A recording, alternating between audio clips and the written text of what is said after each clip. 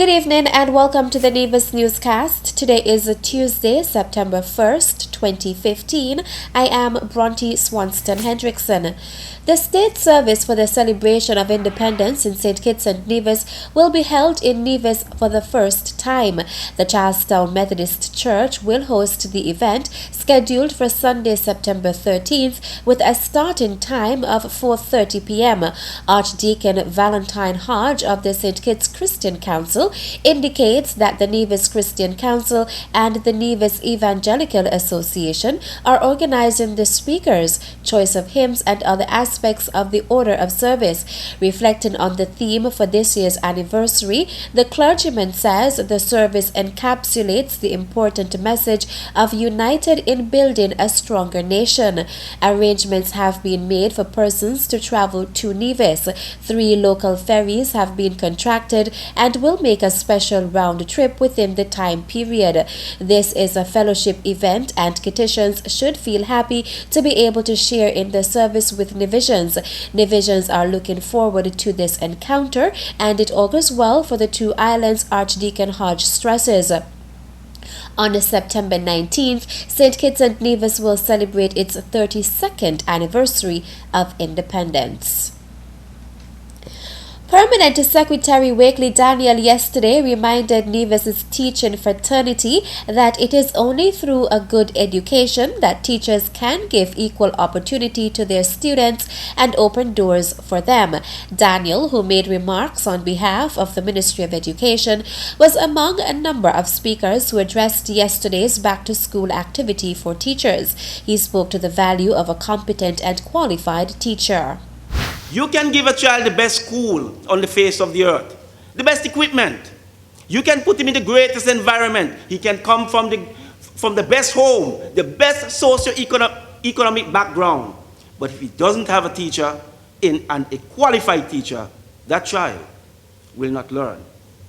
It is the teacher that makes the difference between a child learning and him or her not learning. Making reference to the outstanding results achieved by the island's secondary school and the sixth form students in the May-June 2015 sitting of the Caribbean Examinations Council CXC exams, Daniel commended teachers for the role they played in achieving that success. Most recently, we had our exam results. And of course, we must applaud the students for their wonderful performance, their excellent performance. Give them a round of applause, please. But there seemed to be a forgotten story, an untold story, that all of this came about because of you, our teachers. It is the teacher who stay back late in the afternoon till 6, sometimes 7 o'clock, preparing for work the very next day. It is you who give up of your time, sometimes your family time, at night. You sit at home late at night. You get up early in the morning, preparing for class the very next day. You are the ones who stand on the front line, who stay in the classrooms, and you are the ones who take the insult, the ridicule, the harassment from parents. And yet, on a daily basis, you are back on the front line, teaching their children. I must commend you, and I must applaud you. Give yourself a round of applause, please. Meantime, the Nevis Island administration is currently undertaking a school's rehabilitation project. Daniel spoke to the reason for the NIA's embarking on that project. The government truly feels that you, the teachers, deserve to be in a wonderful and in a class that is deserving of you, in an environment where you can teach our children and where they can learn properly. I must also go on to say that it is the opinion of the Nevis Island administration that development on the island can only come through one thing and one thing only, through education. Schools will reopen on Monday, September 10th for the commencement of the 2015-2016 academic year. The Ministry of Tourism, Culture and Government Information today announced the appointment of John Hanley to the post of Assistant Permanent Secretary. In his new post, Hanley will deputize Permanent Secretary Carl Williams and assist him with the day-to-day management of the ministry's 3 departments. Handley previously fulfilled the role of tourism planner with specific responsibility for policy and regulations, and is also an enthusiastic member of the ministry's social media team. He also serves as the Nevis coordinator of the Caribbean Tourism Organization's CTO Hospitality Assured program and was recently certified as an assessor in the same program. This qualifies him to assess hotels and other tourism enterprises in any of the 32 CTO member countries. Handley holds a Master of Science degree in Tourism Management from the IULM University in Italy and brings years of experience in the tourism industry to his new position, including 3.5 years as Chief Executive Officer of the Nevis Tourism Authority. He also holds a Bachelor of Arts degree in Geography from the University of the West Indies and enjoyed an extensive career as an educator and administrator at the Charlestown Secondary School and the Nevis Sixth Form College prior to his transition to tourism. Handley looks forward to raising the profile and effectiveness of the Ministry of Tourism, Culture and Information in his new position and looks forward to the continued support of the ministry's stakeholders and tourism partners. Still to come, we are happy that we are all together so that in moving forward we can be on the same page in implementing our child-friendly framework. The details after this break. Taxes are the lifeblood of a nation. Feel good about what your tax dollars do in Nevis. As a responsible citizen, your tax dollars protect our environment. Pay your taxes on time. This message was brought to you by the Inland Revenue Department, Nevis. Be a responsible citizen. Safe sex is the best sex. No love, no love. Protect your pleasure. Real men wear condoms. It's your favorite DJ Kevy Kev saying, don't be silly, cover your willy. Oh. This message was brought to you by the Nevis HIV/AIDS Coordinating Unit in collaboration with NTB/AIDS. Welcome back. The International Monetary Fund, IMF, in collaboration with the government of St. Kitts and Nevis, will hold a high-level forum on financing growth in the Caribbean on September 3rd and 4th in Frigate Bay, St. Kitts. Complementing the objectives of previous meetings, the event will focus on issues critical for growth and competitiveness, reducing energy costs and financing national energy strategies and banking sector issues, including improving access to credit for the productive sector. The forum, in its 4th edition, will bring together prime ministers, finance ministers, central bank governors, and other high-ranking officials from Caribbean countries, as well as senior officials from the IMF, the Caribbean Development Bank, the Inter-American Development Bank, and the World Bank and donors. The Honorable Dr. Timothy Harris, Prime Minister and Minister of Finance, will open the conference on Thursday, September 3rd.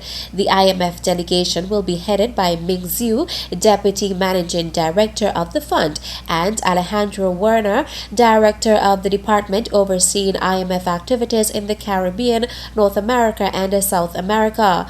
Zhu will also meet with the St. Kitts and Nevis' government officials, private sector representatives, and students in separate events tomorrow, Wednesday, September 2nd.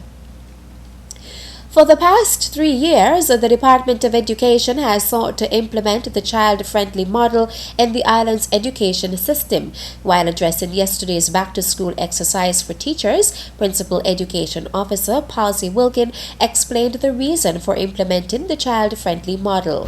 The purpose of a child-friendly model is to move schools and education systems progressively towards quality standards, addressing all elements that influence the well-being and rights of the child as a learner and the main beneficiary of teaching, while improving other school functions in the process. Simply put, child-centered education in a safe, healthy, and holistic environment. According to Wilkin, the Department of Education has been engaging schools in different ways to achieve its goal. We have done training for our education officers, for our principals, for the management teams at the schools. We have done training, staff development in individual schools. But for the first time, all of us are together, all staff members who work in education. We are happy that we are all together so that in moving forward, we can be on the same page in implementing our child-friendly framework. In May of this year, the Department of Education also partnered with two-time Olympian Marilyn King to offer training to teachers and others who interact with young people through a program King has developed dubbed Olympian Thinking. According to Wilkin, the training was in keeping with the department's implementation of the child-friendly model. We are grateful for those teachers who took the challenge and gave up 6 weeks, 90-minute sessions on a Sunday afternoon. During this training, we recognized that certain links were made with the child-friendly school model that we have been trying to implement. Hence, Mrs. Marilyn King is here with us today to present on her Olympian Thinking program, which involves getting our children to think about their thinking. If we are able to accomplish a systematic change, then we must be all on the same page. Principal Education Officer Palsy Wilkin.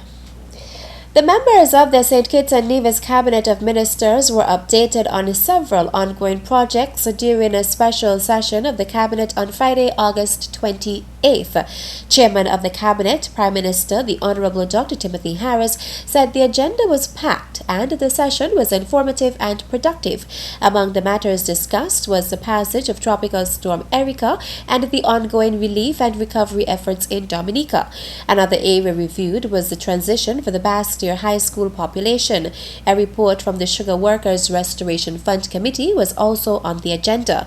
The Cabinet received a brief that indicated that payments as promised are forthcoming. Prime Minister Harris said the Cabinet recorded commendation for the members of the committee for their months of sterling yeoman service to the former workers. Law and order in the Federation, however, dominated discussions, and Prime Minister Harris, in his capacity as Minister of National Security, gave an update on the ongoing efforts by law enforcement agencies to stem crime.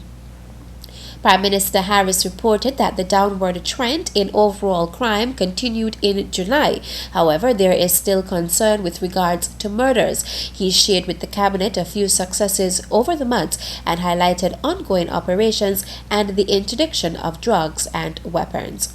That's it for tonight's edition of the Nevis Newscast. Thank you for viewing. I am Bronte Swanston Hendrickson. Good night.